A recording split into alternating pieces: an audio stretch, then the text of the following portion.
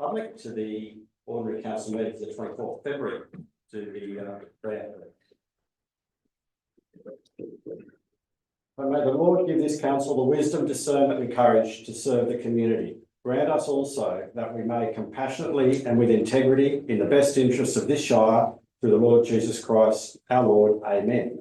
Amen. I would like to show respect and acknowledge the traditional owners and custodians of the land and of the elders past, present and future on which this meeting takes place. Thank you.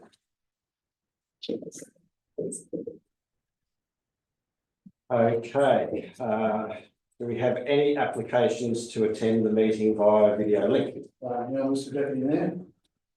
Apologies for leave of absence by councillors. Just the one from Mayor Colson that was lodged here back in December. So it was interesting to hear the Mayor on the radio this morning, working as the Mayor on his holidays, and it's a pity he couldn't join us here tonight. Yeah. Do we need to move that absence? So we move it, please. Councillor Williamson, second, Councillor Shields. All those in favour? Aye. The ayes have it. Public participation. Mr. Deputy Mayor, we have one public participation. I believe Cody Parkinson is with us and he will be speaking in regard to item G 2.1, being the Young Endeavour Ambassador Scholarship Program. So could we ask Cody to come forward? And whilst he's doing that, can I have someone move that we suspend the standing orders to bring that forward? So moved. Okay, I move Councillor Gill, second Councillor Fraser. All those in favour? Passed. Cody, would you like to come forward, please? Yes, thank you. I'd like to welcome you to make your presentation about the Young Endeavour program. Thank you very much for coming.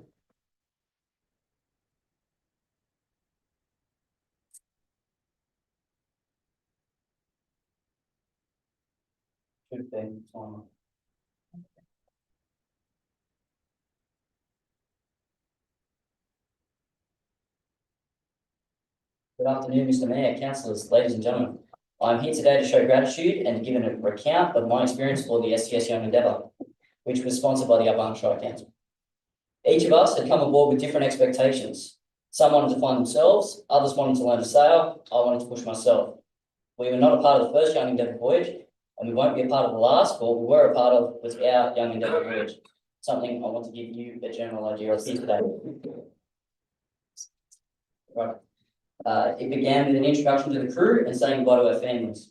Both frightened and excited, we listened to the captain introduce himself and give us a brief outline of what it means to be a part of the Young Endeavour program. Carpe diem, seize the day. It's the Latin phrase that is the Young Endeavour motto. Carpe diem is reflected in all aspects aboard the ship, from happy hour, which is our cleaning hour, to setting and furling sails. To defeating seasickness, Carpe diem was our port of call when it came to finding a reason to push on, a reason to set that sail, heave that line, even when faced with little sleep and seasickness. We pushed on, seized the day, and made the most of our voyage. The Young Endeavour program prides itself on not only teaching people how to sail, but on teaching people to lead and to set an example of what needed to be done for the good of the ship, the good of the crew, and for the good of our friends. Young Endeavour gives a new perspective to the trivial obstacles that we meet in everyday life. It truly proves to you how privileged and comfortable you are in everyday life. This comfort is something that is both a blessing and a curse. Comfort such as stable ground and the table not moving when you're trying to eat. But on a deeper level, it makes your ordinary truly extraordinary. When you can find beauty and rest in the smallest moments, wonder in the stars, peace in a quiet moment, and friendship through adversity. Comfort becomes a curse when you miss moments like these. When your phone prohibits you from enjoying the moment, it's time to put it down. Enjoy the moments, even the hard ones, for even seasickness can be missed, as strange as that may sound. Leaving Newcastle Harbour after our first night at port, the air felt even electric. Even though it had only been an afternoon and a night at port, we could all feel the urge to get to open water, to start our adventure. When that opportunity finally came, we were all so excited to just be moving on from the port. We were then at sea for 2 days before reaching Port Stephens.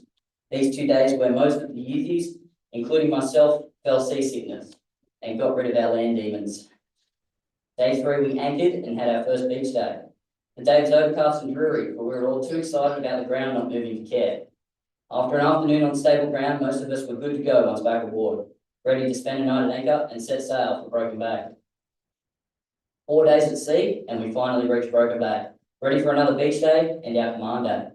Command day went smoothly with no harm to the crew or to the ship. On command day, our task was to successfully sail from Broken Bay into Sydney Harbour, and it was all up to us.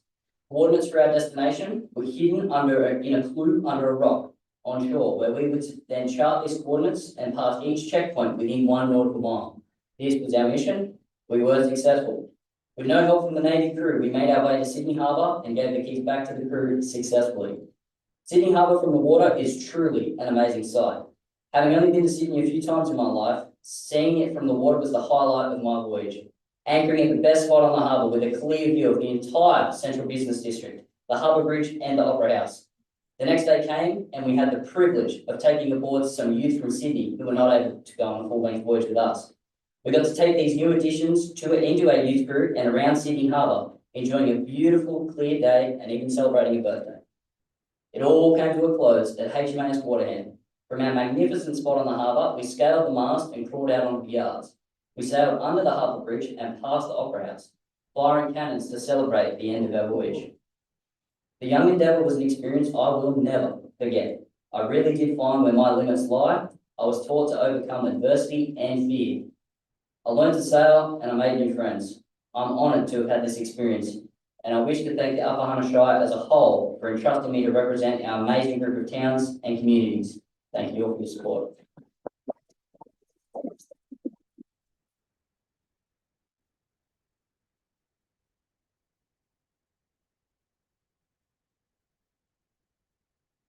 Hey, thank you very much. I'm sure that we all got a really good appreciation of the value that you got from that experience, and I think the presentation was fantastic. Thank you very much. Would you like to come and Mayor material there, I would suggest.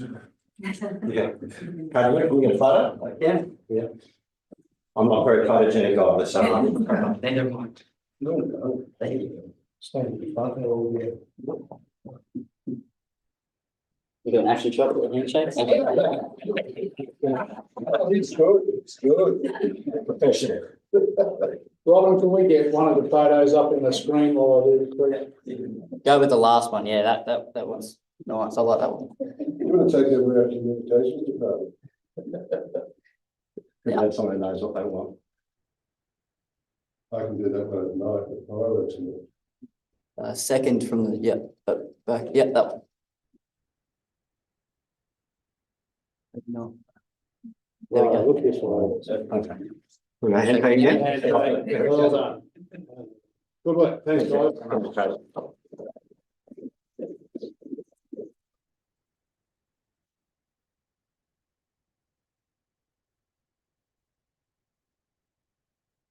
Okay, so now we have a confirmation from the Municipality Council meeting, 16th of December 2024, and the extraordinary council meeting held on the 11th of February 2025.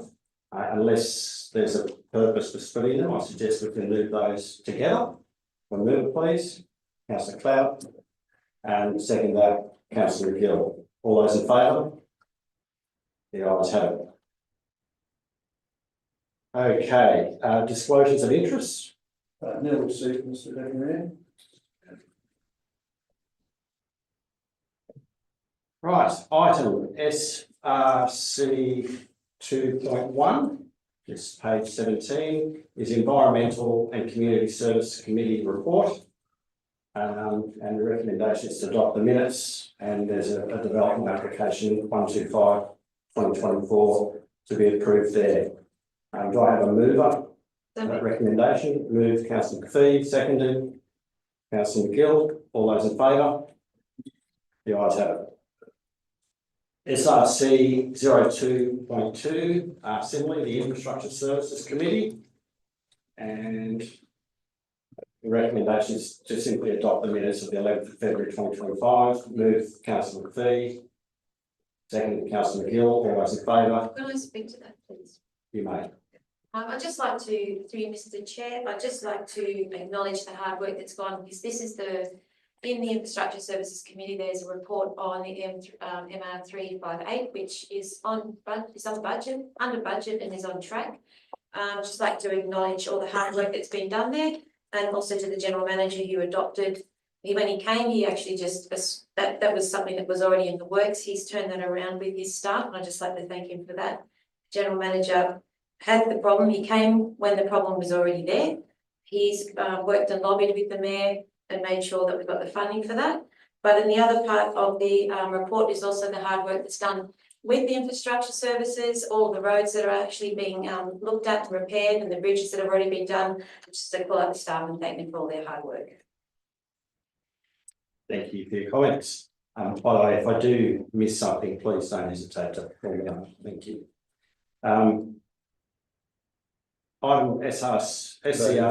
Put it first. Sorry, we can get to there. Okay, yeah, so someone to move that report. Yeah, we moved on. Voted, yes, all those in favour? All right. The ayes have it, thank you. Right with that. So we now move on to the committee and delegates reports. Thank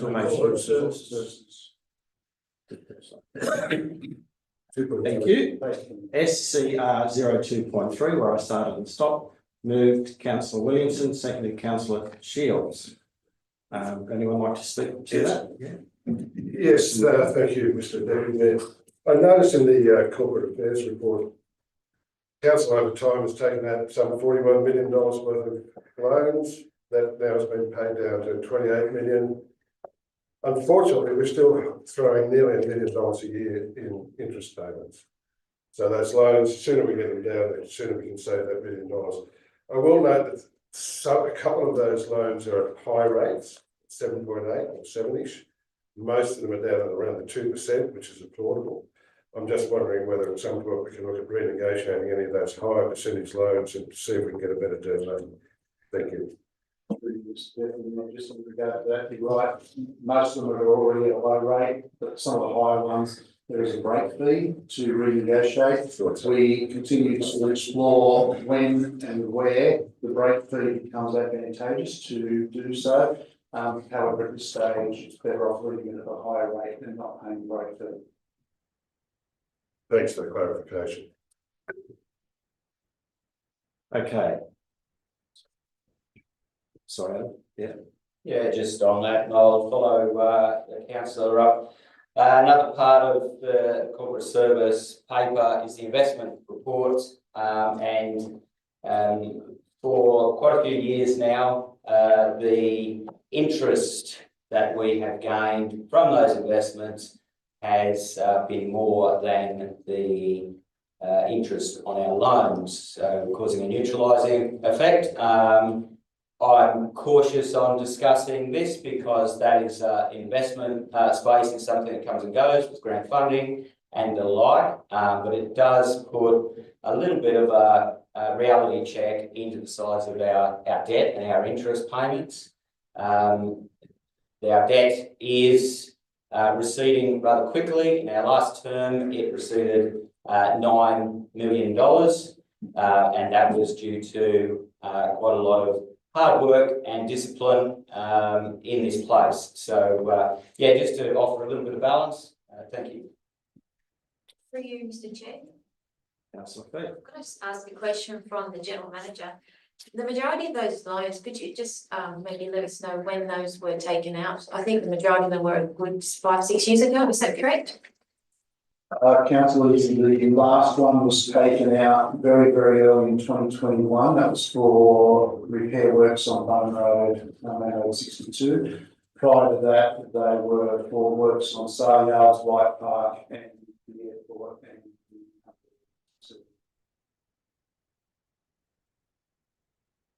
you.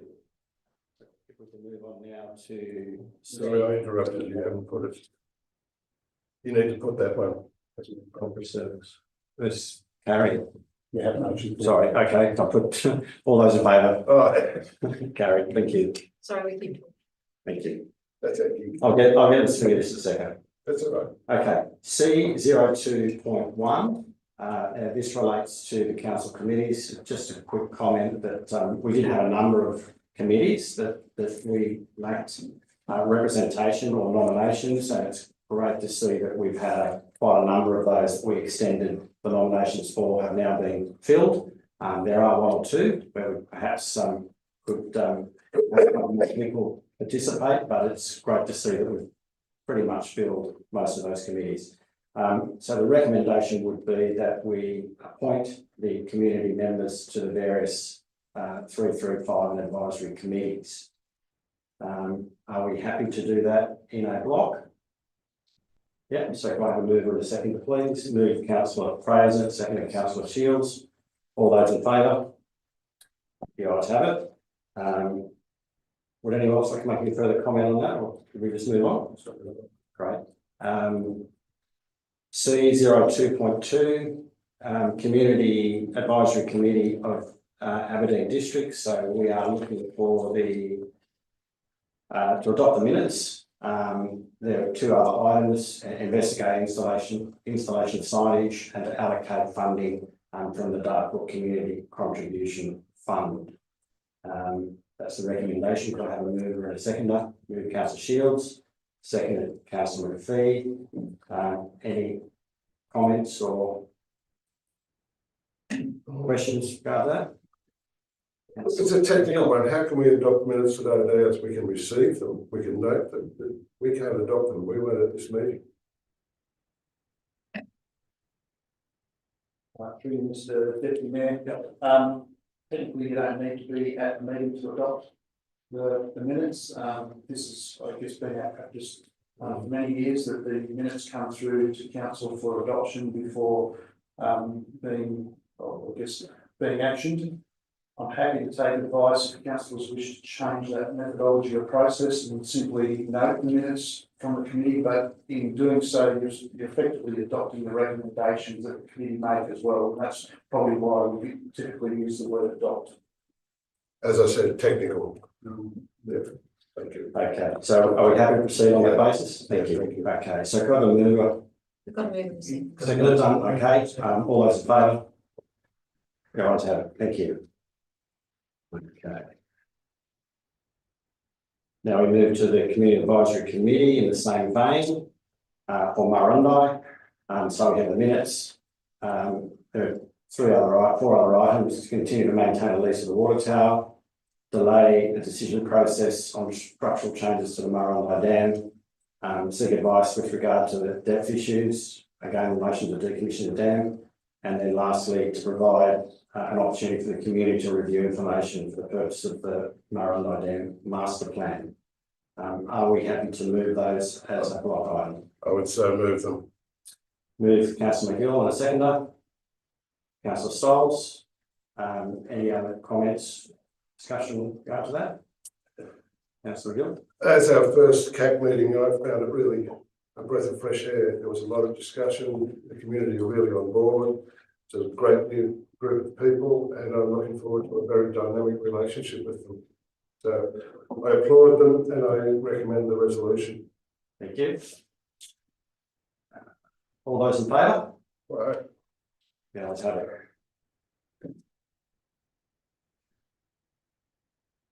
So we move to development report, section D02.1, which is a draft planning agreement. No, I missed something. C2.4. Where is that? Page 53. Sorry, yes, C2.4 Floodplain Management Committee. So again, we have a recommendation to adopt the minutes. There's a draft floodplain risk management study to endorse. Draft floodplain risk management study and plan, amend the footprint retention for the flood modification measure FM3, and lastly to receive further report following the public exhibition period. Are we happy to move that as a block? So moved. Move Councillor McGill, second Councillor Williamson. Any comments or discussion? Councillor McGill. Yeah, look, if I could just say, there's 2.5 hours of my life I'll probably never get back, but it was the most comprehensive presentation from the consultants. They've clearly done their work. We're going to be very careful how we talk to the community about this, because there are some things that could scare the horses, but let's go forward, because I think it's a comprehensive plan. It will work and it needs to be done. Thank you. So all those in favour? And the ayes have it. And I'll really tick them out after I've done it rather than before. Okay, so we're now general administration reports. We've done G 02.1, the Young Endeavour presentation. Thank you again, Cody.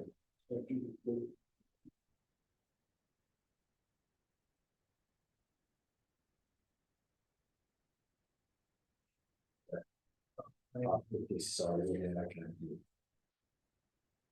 I should work better off the electronic than we do paper, but anyway. Let's go back one step. D 02.1 draft planning agreement, which is development application number 230, 2022.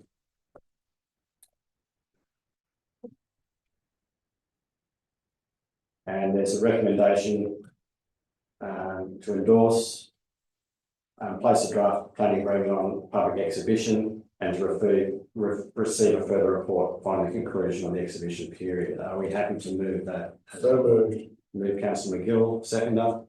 Councillor Williamson. Any questions or comments, please? There being none. I think quickly. Yep. I'll jump in.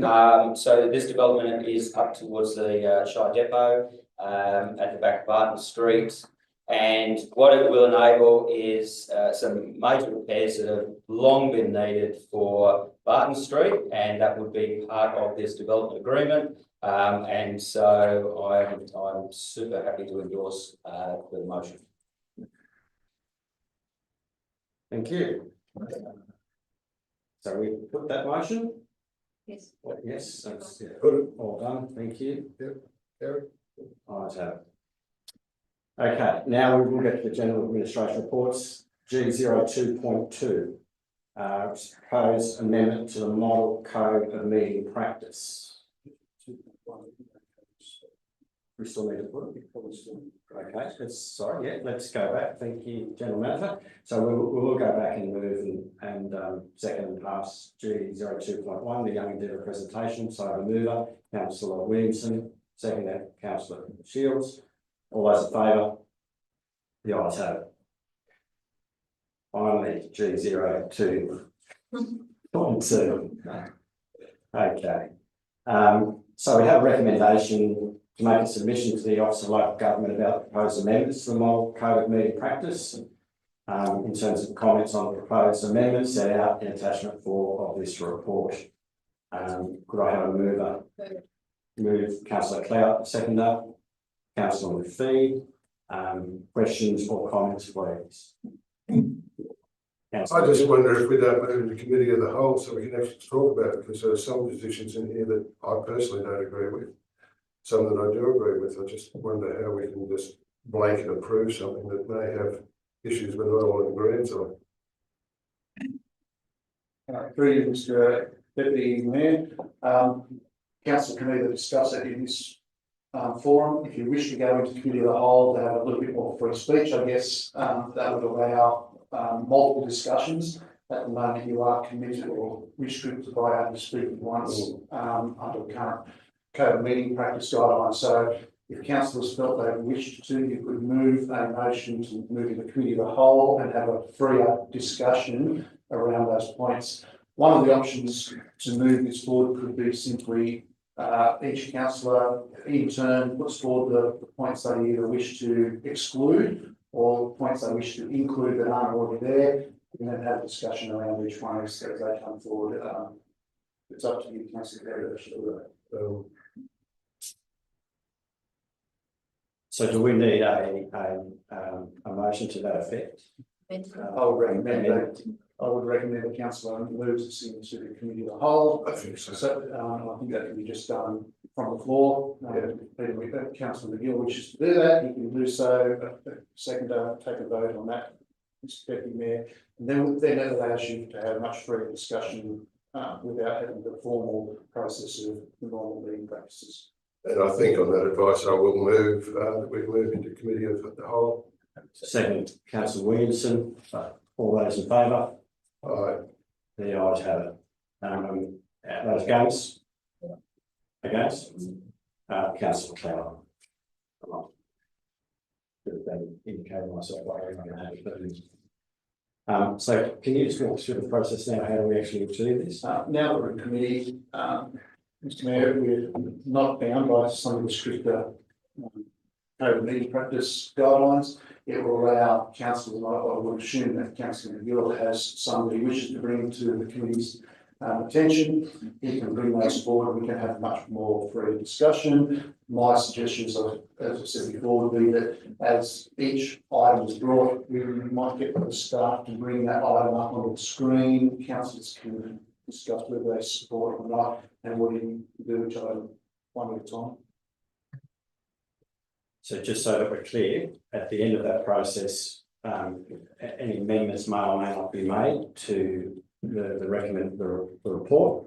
And then that will be the report that is passed by the council. That you could, That coming out of committee, we should have some resolution to come out with. as you come out of committee, you would have a list of ones that you would either agree to or disagree to, and you would vote on that as you. I expect Councillor McGill, you'd be in a position to kick things off. That's sweet.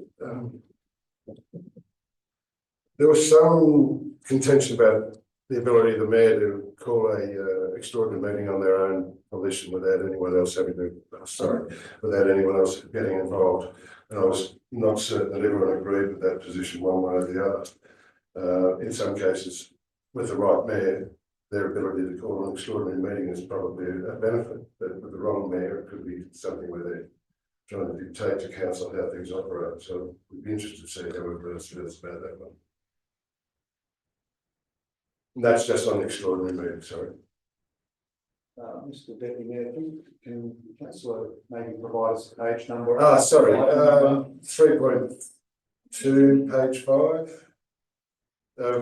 Your marked up document. 3.3. Yeah, 3.3, yes. Currently, for an extraordinary meeting, 2 councillors can call for it and the mayor can then act upon that. The proposal is that the mayor will be able to call a extraordinary meeting on their own volition without the requirement of a second person to sign. Some I think have suggested that the second person could be the general manager or another councillor. So councillors, it's on page 128 of the agenda pages. I think it's page 2. 82 on top of that, 3.3. So I'm looking at the marked up version undertaken by our staff, which provides alternative wording. Oh, thank you. This is why I wanted time. This is a big document. Yeah, you're correct. So councillors, you have 2 versions. One is the simple marked up version that came to us from the Office of Local Government without any staff commentary. The second is a similar version, but with staff commentary added to try and give you some guidance. So that version commences around about page 100 or thereabouts. I think if you look at page 128, you'll be at the section that Councillor McGill is speaking about. It is in regard to 3.3, which says the mayor may call an extraordinary meeting without the need to obtain the signature of 2 councillors. Previously, it has normally been that 3 councillors as a minimum are required to call an extraordinary meeting.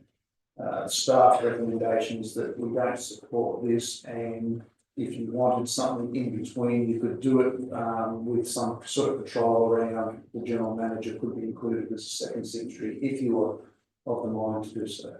Alternatively, you can just object to the changes put forward by the LG.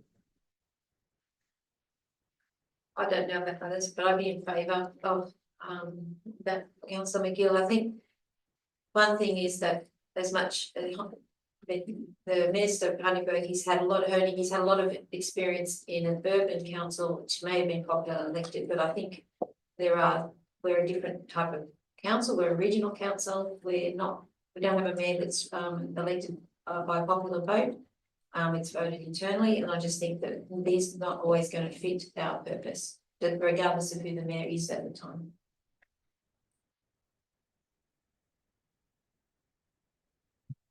Okay, so can we resolve a position on this point? Now, take it, councillor McGill, that that's just one of a number Oh, of yes, items. that is one of a number. Yeah. So yeah, how do we work through? This, I've done this with explosives legislation. It takes days. It's an awful process. I've got a whole page of stuff. I think for at least the staff recording these, because we need to collate this into a submission to the Office of Local Government. Whilst it may be tedious, I think we need to get a resolution on each item before moving on. So in case of putting the proposed change, getting a record of what the councillors agreed to, and then moving on to the next item. Look, initially I had a view on the mayor calling extraordinary meetings. I've heard what everyone else has to say. I can accept what you're saying on 3.3, if that solves your life. Okay, so that it can lay as it is. Lay as it is. Right. 3.10, you question the term reasonable. I'm not sure it needs to be questioned. I think there's enough in that clause as proposed, and reasonable time before the meeting is pretty well what everyone understands.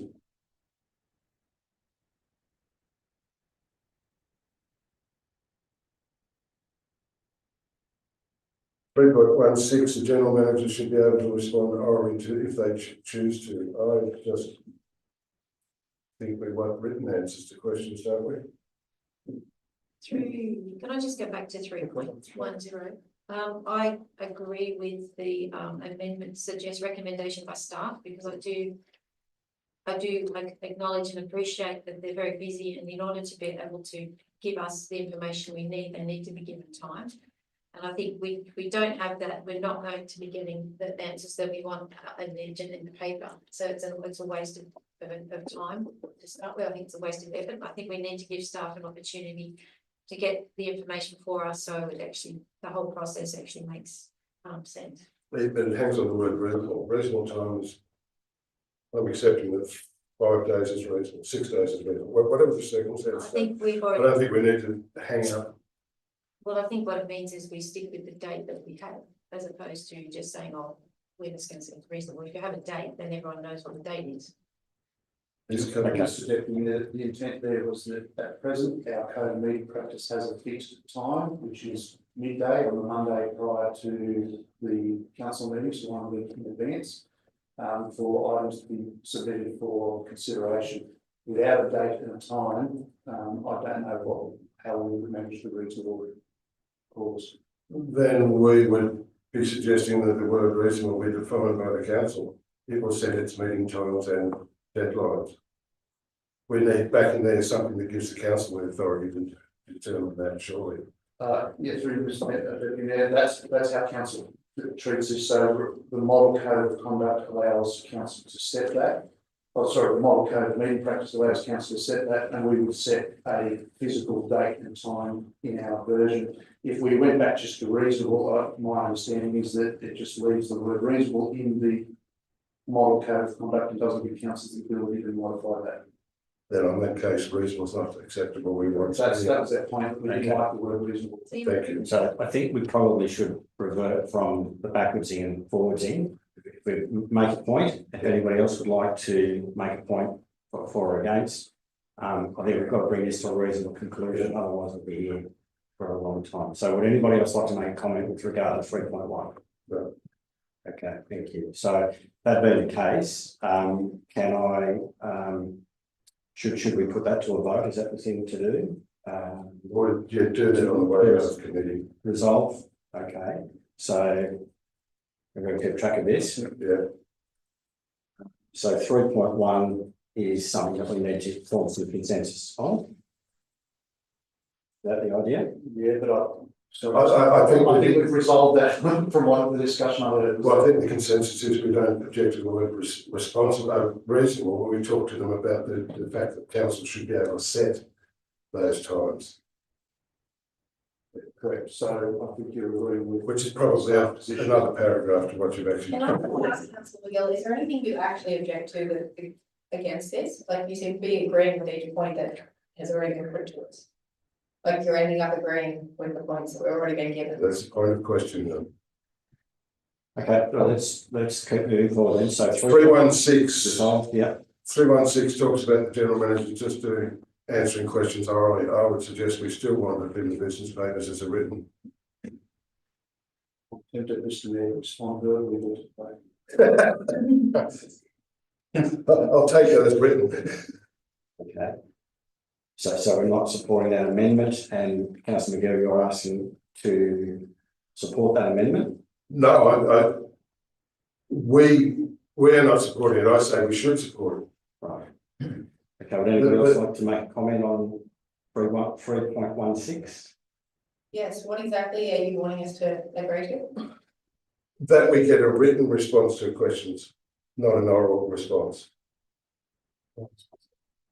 How do we get a written response in this context? I'm confused. No, but these are questions that we put to questions with notes before the meeting. I think that, for example, when I asked the general manager about loans, he just That's- said, but that's what this is talking That's not about. what this is talking about. May respond to questions with notice submitted. This is not the questions that come up during a meeting. This is one of the ones we put in every month before the council meeting. Okay, can we come back to what we're proposing to do here is to make a submission to the Office of Local Government about recommendations that they've made. What we won't be able to do is we'll either support something or not. We can't actually make a recommendation that they write something else into the proposal. So I think we just need to come back to the fact that as a council we either support the recommendation or we don't. I don't think we can make a further recommendation. That's not the object here, if I'm not mistaken. At the risk of extending the discussion longer, Mr. Deputy Mayor, I think council could make further suggestions to the Office of Local Government if it didn't agree with any of these or the staff recommendations, but that's probably going to turn into a much longer discussion. We don't agree about what's going. Fortunately, that's not helping me, but anyway. Okay, so how do we wish to proceed with item 3.1.6? Well, I would advocate that any questions with notice submitted under clause 3.1 should be written. Okay, so can we put that to a vote? All those in favour? Councillor McGill, Councillor Stolz, all those against? Clout, Fraser, McPhee, Shields and Williamson. So that is lost and it will remain as is. Councillor Ryan, how are you voting? How are you voting? Oh, sorry, I'll have it as is, Kate as well, thank you. I'm dodging some of this stuff. Okay, where are we up to?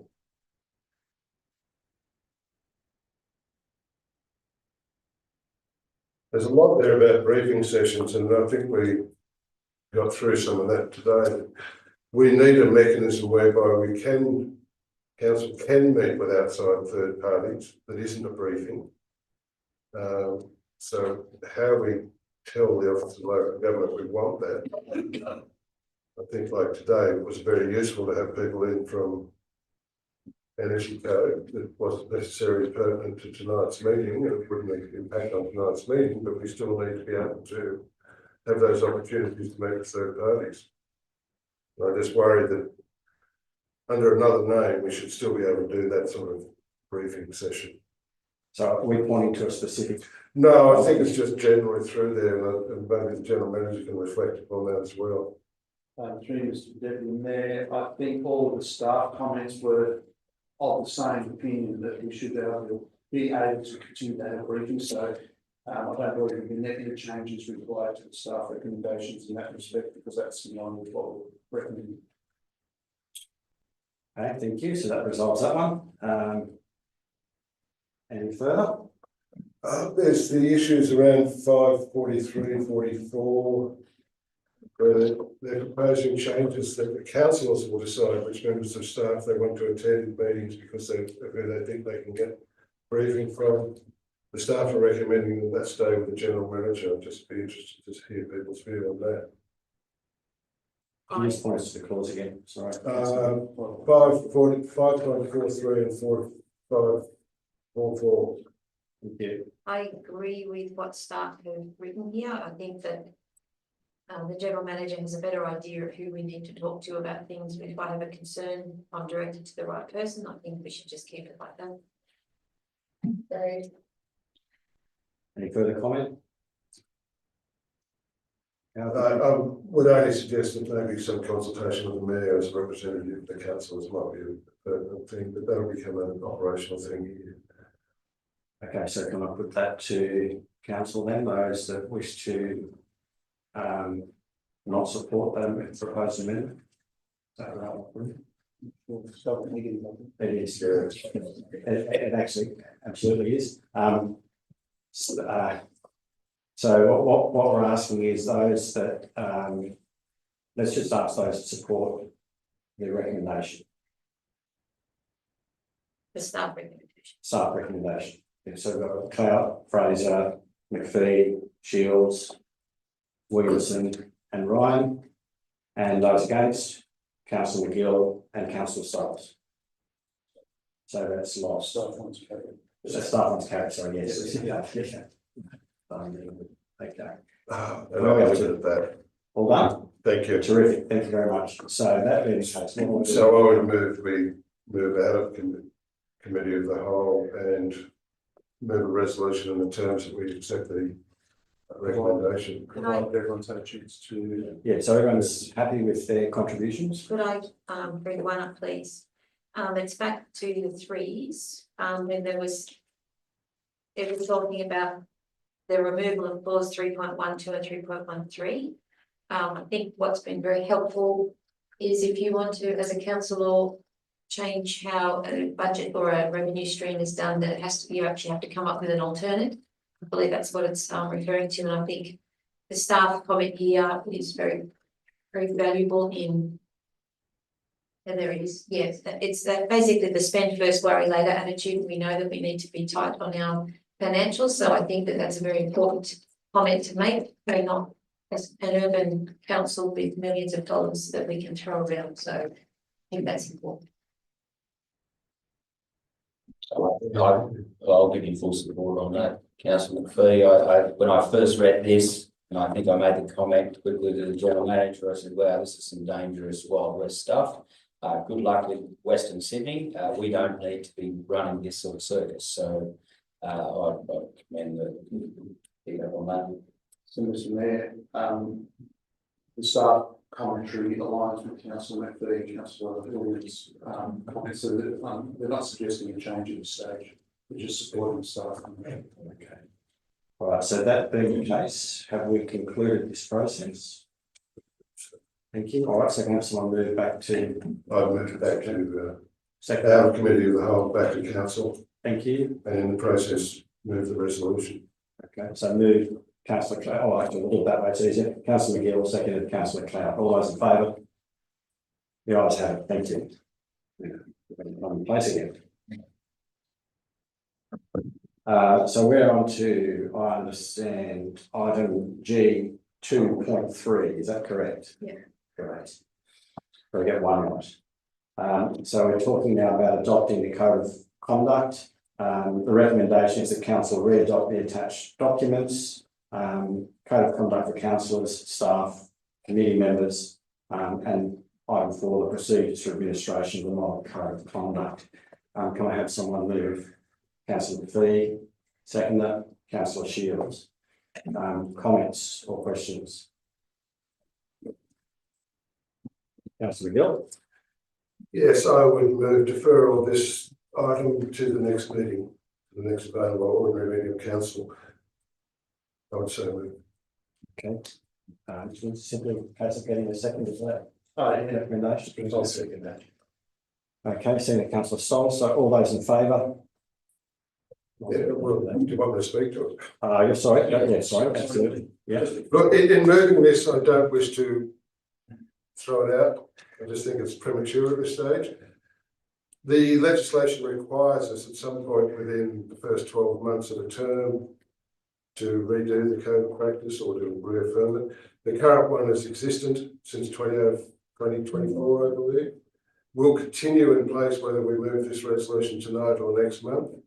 I would think that at this stage it is best just to defer it for a month while we see how the environment's going, certainly with OLG and the Minister, whether any other changes are going to come. And so at this stage, I'll just say, we've got 12 months to do it in, we're 5 months in, this is possibly premature, and we can wait. Guys, as well, just, meeting process guidance. You've got the move and the second of the original motion. I would consider Councillor McGill's as a foreshadow motion. Yeah. So yes, he's effectively saying that if their motion doesn't get up. And I should be able to speak to my motion. So I'm saying it's a procedural motion, not a foreshadow. You might. I need to probably think about that a little bit further, Mr. Deputy Mayor. I'm seeing it that you're seeking simply to have the matter deferred. Yes. Which is procedural. I'm not sure it changes the order in which it's a procedural foreshadow procedural motion maybe. I would suggest it's not foreshadowed per se, it's a procedure which takes precedence. Yeah, I could, Yeah, through you, Mr. Chair, I didn't even be able to speak to I've moved the motion. So let's just be clear this. We can either move the original, We have to move that first. it has been moved, recommendation's been moved and We seconded. moved it, it's been seconded, and it has to be voted on. If it gets voted down, then we go to whatever it is that Councillor McGill would like to do. Which is foreshadow. Well, no, I'm saying it's not foreshadowed, I'm saying it's procedural. Usurps anything else for the moment. It would be the same if I was moving dissent in the chair or any other procedural motion that would take precedence. Yes.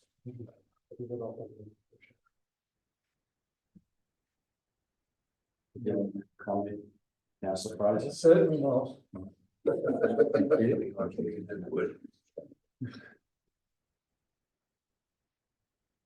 trying to find. I think we'll get there, we just need to get there in the right way, so be there with us. We've already spent a bit of time on this meeting, so I'm sure a few seconds along the way. It's another 10 minutes last.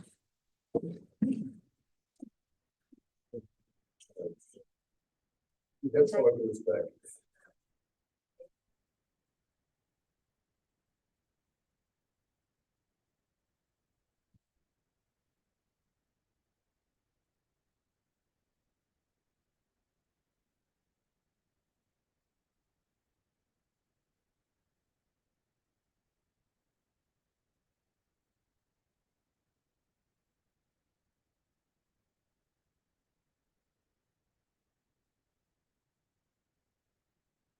Councillor McGill's appointment to the part of the code of legal practice which makes me believe that it's procedural. I'm not convinced of it yet, but I've not yet found a point that would give him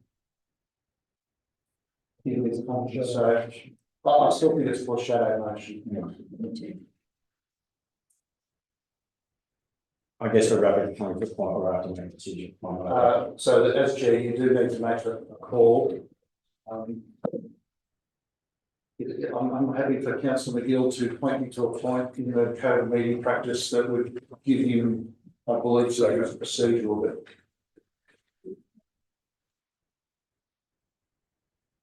I'll take that on advice at this stage. Look, councillors, I think we're going to get the same result regardless of the method we go down. I think the proper way that I believe code of meeting practice is structured is that you would treat this as a foreshadow motion in the event that the motion that's before council, which is the recommendation in the business paper, fails, then you would move to Councillor McGill's motion and defer that. And I suggest that's the way we will proceed. So that being the case, we've moved and seconded the recommendation. Councillor McGill has spoken against and offered a foreshadow. No? Foreshadow. Foreshadow, yes, okay. We still reserve our rights in that respect. Thank you. Would anybody else like to speak for the recommendation? Councillor McPherson. I can go the original. This is just a stock standard code of conduct that we've been working with since the beginning of this term. I don't quite understand why we need to defer it. The other thing is, I love councillor McGill's belief that this will go through state government in a matter of weeks. If recommendations happen, with my experience, I'd say that we'll probably be looking more at years.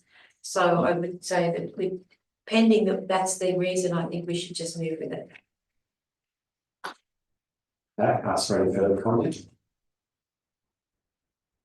That's where we're at, so the motion will be councillor McGill. Yeah, look, part of the reason for asking the deferrals, I have real trouble with clauses 310 and 3111 in how they apply to councillors. I also think that the collection of the three documents, the councillors, the staff, and the what's the third one? It's outsiders. I just think that some of the cut and paste doesn't quite work, and then we need to look back at the words and make it a bit more clear. And that's why I say defer for a month so we can just mass up some words. Okay, thank you. So can we move to put that to a vote? All those in favour? So the recommendation, for the recommendation. So we've got councillor Clout, McPhee, Shields and Williamson, and I will vote that way as well.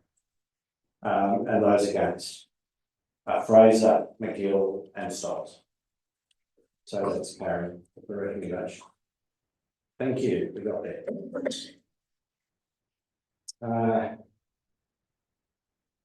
Okay, we're now down to G 2.4, the community engagement strategy, page 331. And the recommendation is that council note the community engagement strategy 2034. Could I have a mover? The recommendation, councillor McPhee, seconder. Someone? Councillor Clout. Questions or comments, please? There being none, we'll put that to the vote. All those in favour? Clout, Fraser, it's unanimous. Thank you. Okay.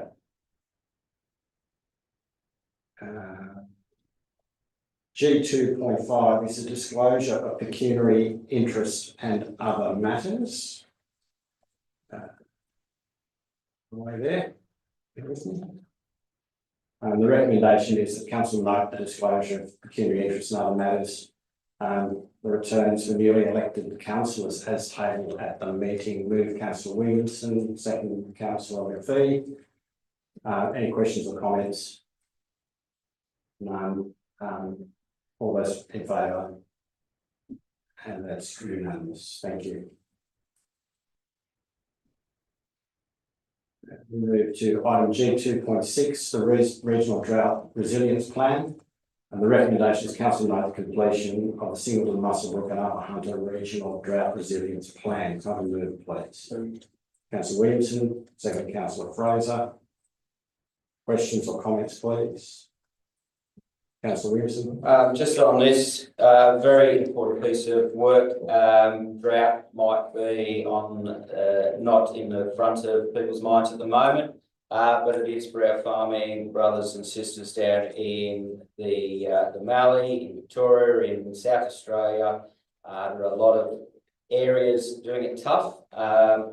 We experienced a lot of trauma in this space not too long ago during the 18-19 drought. And I think this is a really important piece of work, and I commend all those that have been part of it. And it is great that we have a grouping of like-minded councils participate.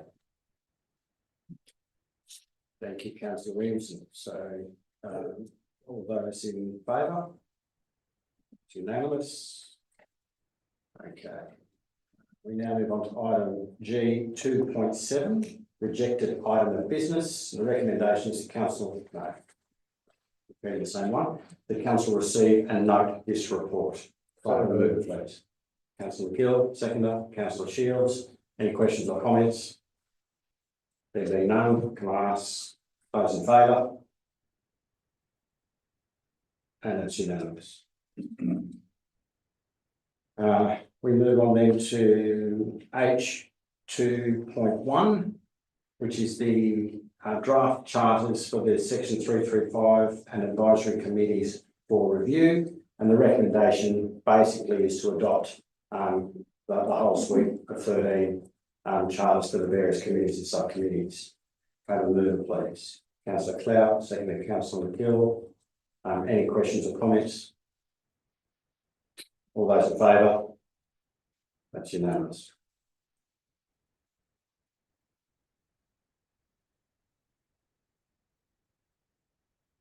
Now to which is item NM, notice of motion 2.1.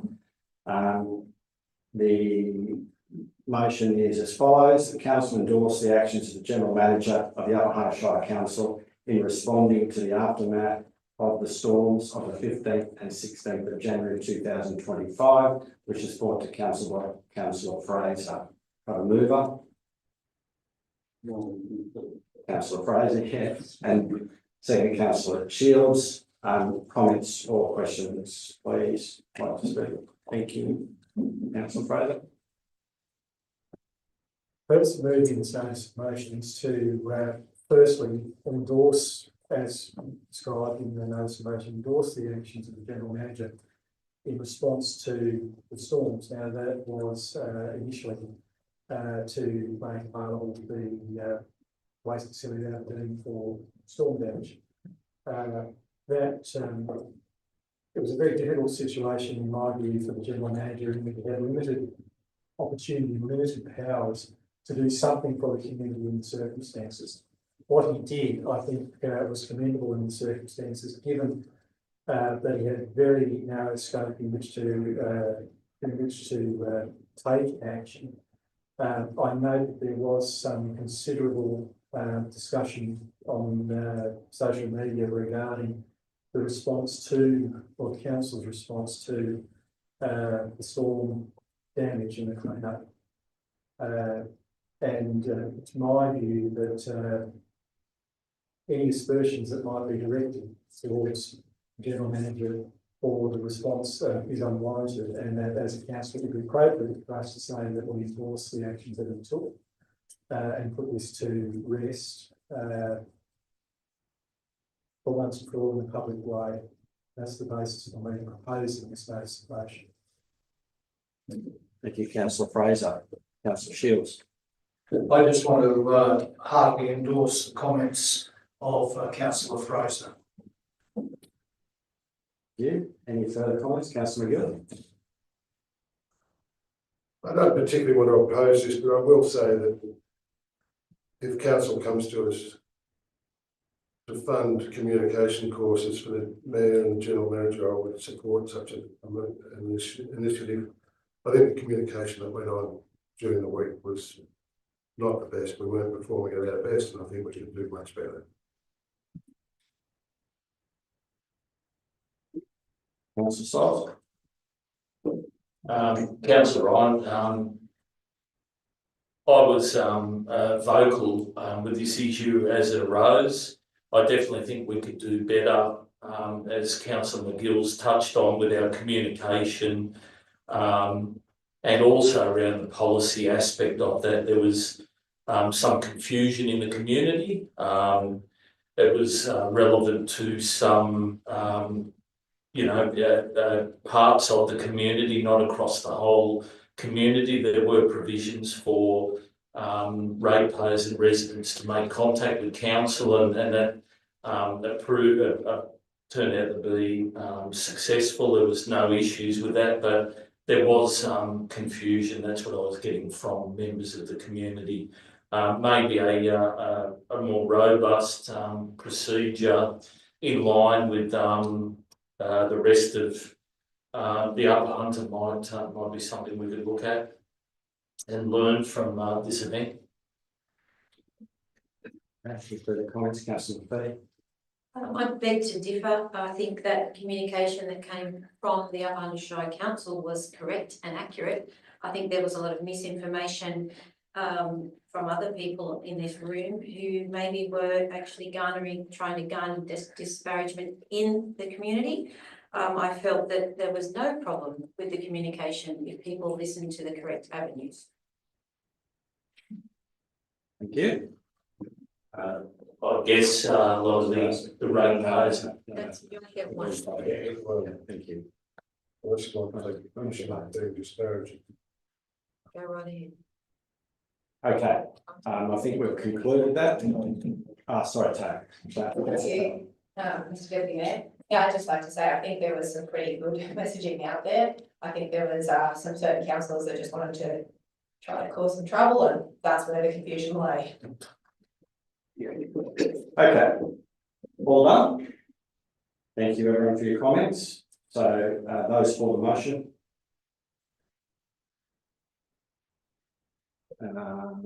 Just again, please, everyone. All right, so Williamson, Shields, McPhee, Fraser, Clout, myself, those against, Stoles and McGill. The ayes have it. Thank you. NN 02.2, motion for formation of a Rural Roads Committee. The motion is that Council establish a Rural Roads Advisory Committee to report to the Infrastructure Services Committee and adopt the draft charter. Right, someone move that for me, Councillor McGill. Well, you move it, and I'll second it. Well, You can. okay, I'll remove from the chair then, thank you. Okay, and second, Councillor McGill. So I actually want to speak to the motion. I'll reserve my right, but from the chair, I'll open up to the floor for your questions and comments. Yeah, look, I rise to support the motion, and I applaud Councillor Ryan in bringing forward this initiative. I think it can work for the Shire.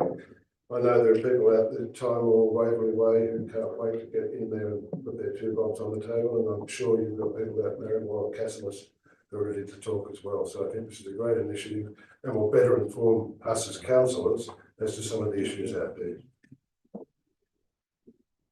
Councillor Williamson. I'm also going to speak in support. I'm very supportive of the establishment of this advisory committee. I think one of the pressure points that is unseen by many in the community is the agricultural bottleneck, which is our class 4 roads. Now, a lot of our roads in regional areas are designated classes by the amount of traffic that travels up and down them. And while that is positive for urban areas, some of these regional roads are seeing large volumes of produce, agricultural produce, not able to get to market, and it's limiting productivity within our farming sector.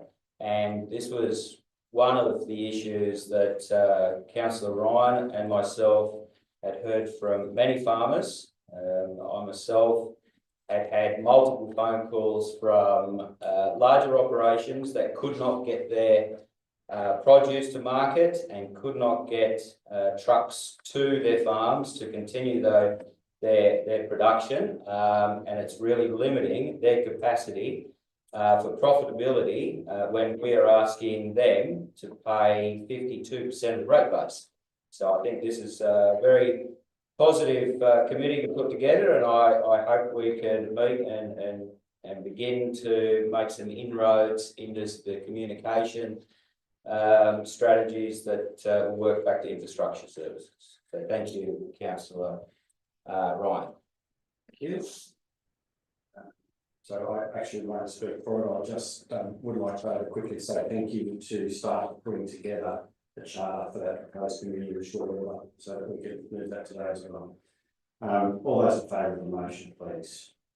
That's unanimous. Thank you. Okay, so we now move on to. Okay, so right, someone please move us into confidential. So moved. Councillor McGill, seconded Councillor Shields. All those in favour? Ayes have it. Thank you for your attendance, people in the public gallery. Thank you for bearing with me. I hope I didn't cause you too much delay proceedings. The training.